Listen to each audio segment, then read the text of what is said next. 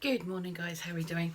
Today is the 29th of April 2021 and you caught me doing the dishes first thing this morning, mostly because I have a little bit of frustration to work off because I'm okay, so I've got a friend and he pops up some stuff and he knows me well enough that he knows if I find that if there's any connotation of it being sexist in any way, shape or form, I'm going to jump on it. Right. Now he knows that mostly it'll be pretty tongue-in-cheek. He'll know that what I'm saying is fact, but he also sees it as tongue-in-cheek, which is cool. No harm, no foul. But this morning,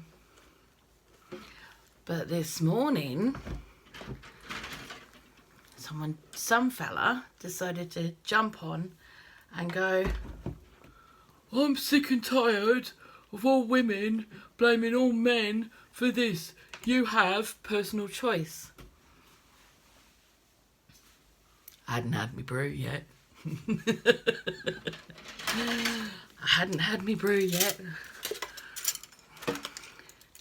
And he hit me in the wrong spot this morning. Where's your proof, he says. Yeah. Because basically it comes down to a meme that said, oh, you know, women have fake eyes, fake this, fake that, something else, and then they want a real man. And I said, well, and my comment was, well, maybe if men hadn't wanted to be peacocks and decided women had to be dolls, you know, we wouldn't be in this mess, would we? So, of course, he laughed at that because he knew. He knows me well enough to know that was that. Nah, this guy went off on one. So, actually, mate, I'm a historian. It's my hobby. It's what I do. You know, I read history for kicks. One of the things that I read, or have read, is about the history of this exact stuff. So sit down and get comfy, because, you know, you're going to get schooled. So, just so you guys know, up until 1870 and the Married Persons Act of 1870, women in the UK were not permitted to keep their earnings if they were married. All had to go to hubby. In fact, it wasn't even done in their name.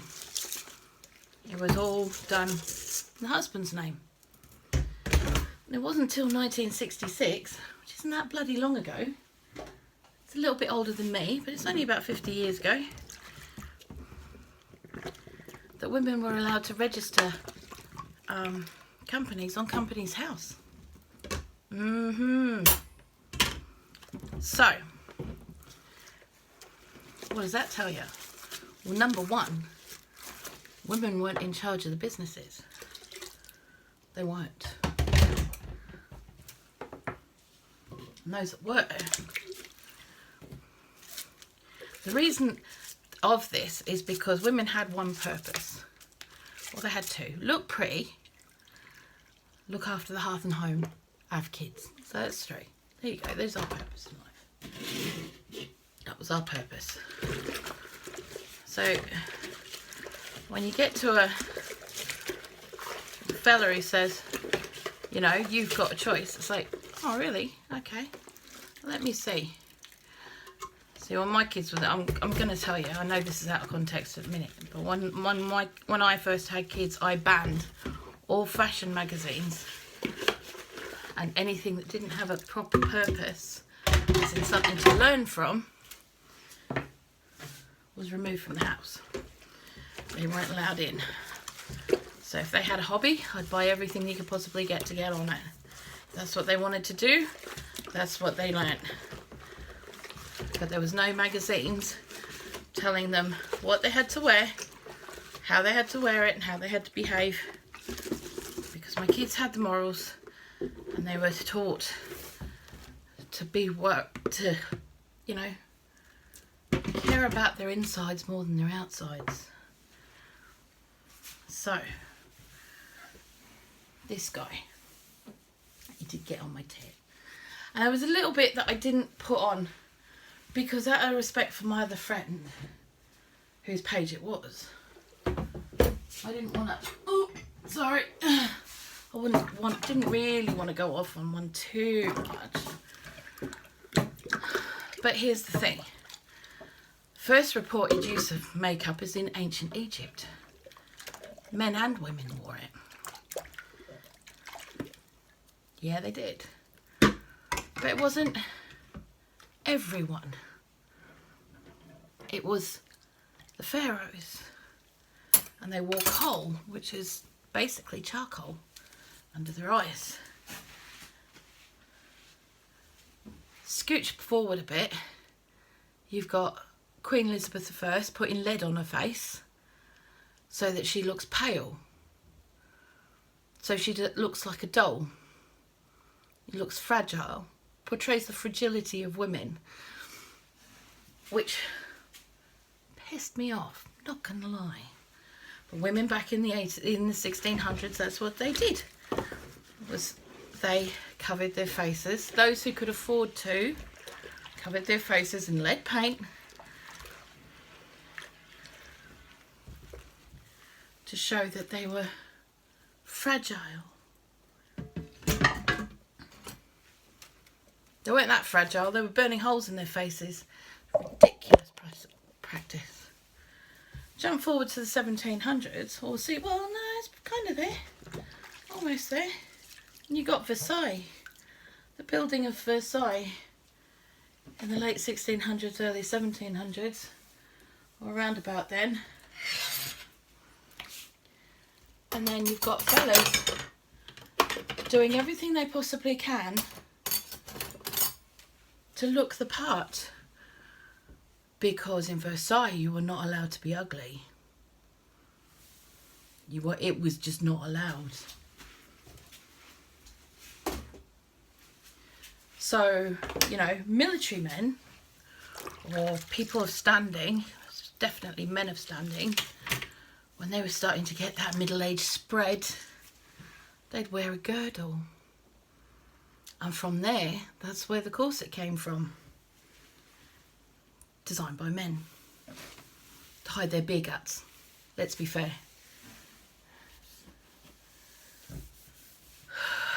Ridiculous. So then it was adopted by women. Because apparently, baby belly was not acceptable. So therefore, they had corsets that were made for them, like a girdle, only it was a corset.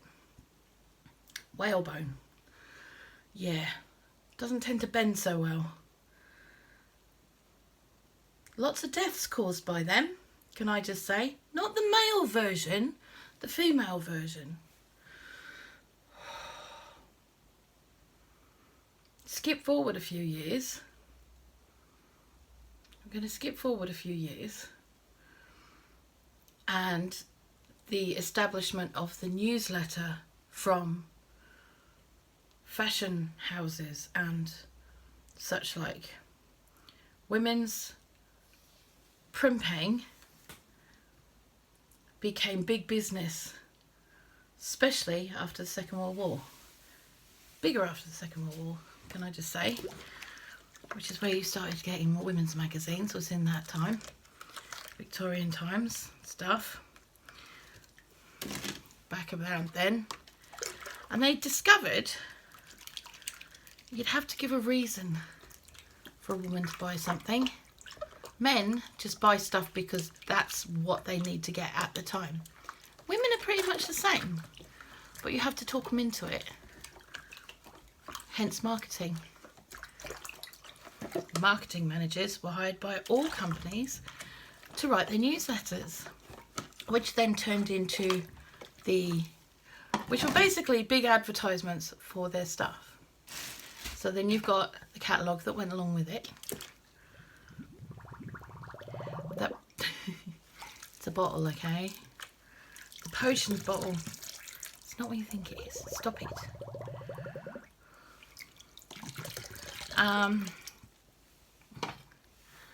So yeah. So then they got turned into magazines because someone had the great good idea of turning around and selling some space so that they didn't have to actually pay for them to be written. Yeah. Pretty cool, huh? So, advertisements in magazines are now paid by the advertiser who writes whatever they want, and they've got their own marketing guys who tell you what's acceptable and what's not. Then we bring in moving theatre, or the films and television. And now, not only you've got magazines, but there's now people on TV telling you what you should look like, and people thinking, oh yeah, I should look like her and stuff like this. And it didn't take long for all these things to become a way of life, and for people to be, you know, forced, or it is forced in a way, to believe that the only way that they're socially acceptable is to dress this way and to put this on and to do all that. And then all of a sudden, you got people making fun of it. Not only are they making fun of, you know, the fact that you've got all of this stuff that was invented by men. And wigs were invented by men to cover up baldness, just saying. Bunch of proud lot, you lot. Seriously.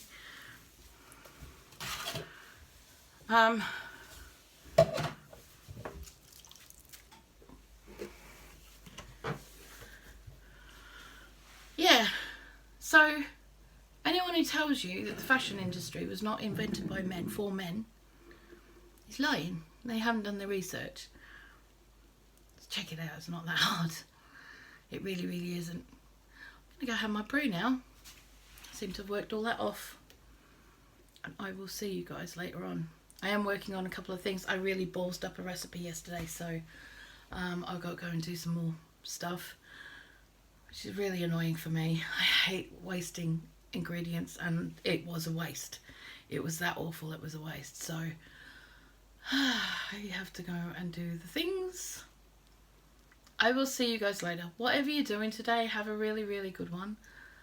You know, don't let idiots get to you. I know I let him get to me, but you know what? I vented it off now. So I'm all good. Yeah. So I'm going to go. And I will